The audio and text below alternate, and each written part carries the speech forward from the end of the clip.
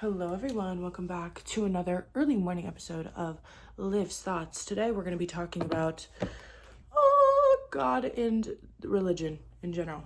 I've gotten more than a few, it's been like 3 I think, comments and 2 DMs now about my religion and what I believe in. And I want to talk about it with you guys today. So drumroll please, big shocker. I hate organized religion. Are we shocked? Are we surprised? Are we at all mouth down? I don't think so. If it is, close it.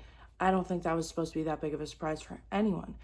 I don't really agree with organized religion for a plethora of reasons, but for the main one being you need someone else to be saved. And I think that rhetoric right there can be weaponized very easily and very sneakily, that a lot of people don't necessarily see happening in front of them while it's happening. I just think it's a very manipulative tactic. Not to say that church is a bad place. I think that community is a great thing to find with individuals that think like-minded to you. It's an awesome way to find community. And there are a lot of good things to come out of church, but for the majority, and for the most part, in my experiences personally, I don't really enjoy church too much. It's just not my favorite thing in the world. I went growing up every Sunday, damn near every Sunday. I've heard it all. I've gone on the Bible study camping trips. I've gone to youth group. I've done my extra due diligence and research on my own.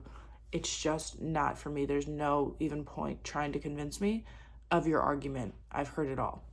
But I do want to bring a different point of view of what God is to me, maybe to you, to kind of see from a different light. Because I got asked when I was going out, actually, 2 nights ago. Because I feel like since I moved to Austin, I keep getting all these little churchy signs. I keep running into a lot of people that are hella religious, Christian religious. I have found coins in the park with Bible quotes on them.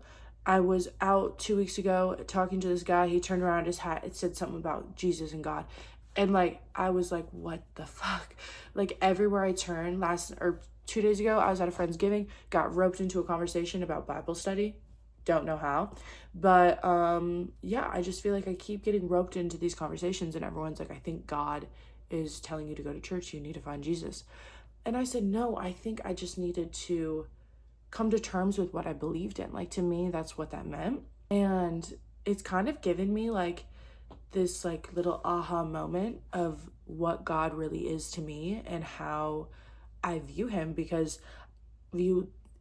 I should say, because I didn't really know how before. I didn't know how to properly articulate the way I saw the person or thing or light that was helping me make the right decisions in my life and helping me find this moral compass and moral code to living a better life. So I wrote down today, congratulations guys, we are getting better at this YouTube thing. I'm actually writing stuff down. It's impressive. But basically, my firm belief of what God is, I think God is an entity of light, and I think God lives inside of everyone. I genuinely think so. If you can work on the healing and inner level of consciousness within yourself, you will find God in yourself and in your daily life, literally every day, whether that is you saying something and someone bringing that thing up later in the day, whether it is the synchronicities with numbers, words, your spirit angels, whatever it is that you have, the synchronicities that add up in the day are God speaking to you. That is God talking to you, in my personal opinion. And when I talk about God living in everyone, I mean the ability to see that everything is one and everything is whole. We are on earth that, quote unquote, a lot of people think God created. We are living in these bodies. We are creating life, whatever it is. Women have the portal of life in between their legs, literally. And you don't think a woman literally has God within her? She can create life? You're crazy for that. You're crazy for that. Because really think about it. We are here creating the miracles of life. It's not some person up in heaven tossing it down and then all of a sudden you get pregnant. No, you perform an act, that act gets you pregnant and you have a child or choose to do what you wish with that knowledge. And when we when we push I don't want to say the beauty of that down, but when we suppress the the power of literally being able to birth life, we lose, I think, a big part of like realizing that we are the creators. Like we are, like the creators are ourselves. Do we not get that? We create our food. We plant our food. We create work. We create relationships. We create everything in our lives. Our subconscious, and God, in my opinion, as our subconscious, is our reality. So the more that we work on that subconscious and that inner healing and that inner working, your reality will mirror that. Your what is inside is as is below, or as above, so below, as in, so without. Like what you believe is what is happening. And how you choose to react to things is what is happening.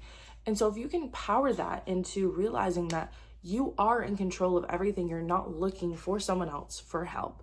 You're not looking for this place that is going to take money from you eventually, whether that is by donation or whatever, when you could have just realized that you can get a free journal prompt off of Pinterest and started your inner child healing with a 99-cent notebook. Because when you work on yourself and when you heal this super deep inner rooted part of you, you become a lot less like worried about everything else going on. Like, yes, it's really scary, the world we live in and the shit that is happening in our world. It's fucking scary, but praying about it doesn't do anything. Getting your neighbor to work on themselves and become a better human being for their neighbor does help. So like, I talk about this genuinely a lot. I talk a lot about how if you work on yourself to be better for others, other people are going to be better to you, then you're going to be better to the world. And so it's a chain reaction of when we are good to people, people are good to us, we're good to the world, and so forth. That creates the domino effect. And so if we as a collective can come to a conscious collective where collective consciousness, where we are seeing this world heal, like whatever it is, we're solving world hunger, we're creating world peace, yada yada. But there are so many people in charge that are aware of this consciousness and they're weaponizing it. They are seeing that so many people need help and aren't willing to do the work themselves and need a hand to hold. So they weaponize it through Christianity, like point blank. If you have the Bible, you have the power to control anyone. Like seriously, you can get anyone to believe. Like it is a form of a cult, in my opinion, and it is a cult that has been going on for, this is the like record, put in the Guinness Book of World Records, like Christianity is scary. It's terrifying. It is terrifying with a lot of the stuff they preach. It is terrifying with the way that it makes people, and especially young boys, act. I don't mind traditional roles in our life where like a woman is being taken care of and a woman is taking care of the man, woman is being provided for. Like having these general patriarchal roles in society, I don't think is necessarily a bad thing, because when you think about it, like, how are you going to reproduce? We want to reproduce with someone we love, obviously. And the only way to do that is to have a little bit more of a traditional gender role, whether that is you're using a surrogate, you're adopting, like you have to have a male involved with the mix to have a child, which, but like, it's the truth of it. So the patriarchy is going to be formed, or a part of it in some way. But when we can like return back to focusing all of like our power and our intention and our healing on ourselves and not trying to get it through someone else or through somewhere else, I don't know. It's a beautiful thing. Like having the feeling of that you are God and like the person next to you is also God and you have the light in you is a healing feeling, and it's cool, and it's something everyone can do. And I just think that God has been twisted into this person that you must fear and obey and follow these strict rules, because at the end of the day, and I know we need a moral compass of some code to guide us on the right direction, but that's what we have philosophers for. That's what we have, like if you really think about all these great minds, like Jesus isn't the only great mind. This Bible is not the only great mind. And if you are only taking things from the Bible, how do you expect to know anything other than the Bible? So of course, when someone comes to you with something different, it's gonna sound insane. It's gonna sound crazy. But we have to realize that we've had so many smart motherfuckers in our generations. Like, we've had so many smart people on this earth, and we are choosing to dismay and just push away the things that they wanted to say because that's not what the Bible said. Weird to me. Weird to me. Yeah, I just think Christianity created a problem that didn't need to be there, and coming back to the power of being one with earth and one with yourself and one with your neighbor and one with your partner, and realizing that, dude, like, you're not that special for being here on earth. Like, we are special, don't get me wrong, but you're not that special. God loves you, don't get me wrong, but God is also you, and that is your power, and that is that makes you who you are. That is your personality. And when you like get closer to that, like, the whole, like, the closer you get to God, the more you understand yourself. Yeah, the more you understand yourself, the more you become the fucking light in the room. Like, how do you not get that? So I think it's just two different ways of thinking about the same thing, but with one very big different aspect, and that is God is above and God is within. So I just don't believe that God is above. I think that God is us. Call it narcissistic if you want, call that blasphemy, whatever you want to say.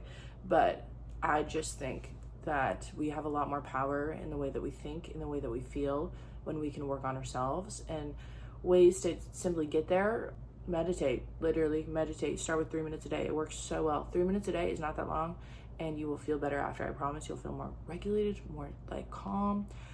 And also just working on that inner healing, like being bluntly honest with yourself, like being brutally fucking honest about the person you are and the person that is standing before you in the mirror, and not just going to someone else for when you're wrong, and taking accountability and responsibility and fixing those things, and not just blaming it on the devil. You did something wrong. You fucked up. It's okay. But now you need to apologize and move on. It's not because the devil was trying to haunt you. It's because you were a bad person in the time. Take it as that. It's okay. We're all bad people at some point in our lives. And like, yeah, I just think that religion really adds a way to, it adds so much to the conversation of just controlling the morality of people. Like, seriously, if they have you hooked, what they say goes, you know? It's scary. It's really scary to me, but that's okay. Peace, love, and happiness, guys. I hope you enjoyed this video. Much love. I will talk to you later, and bye.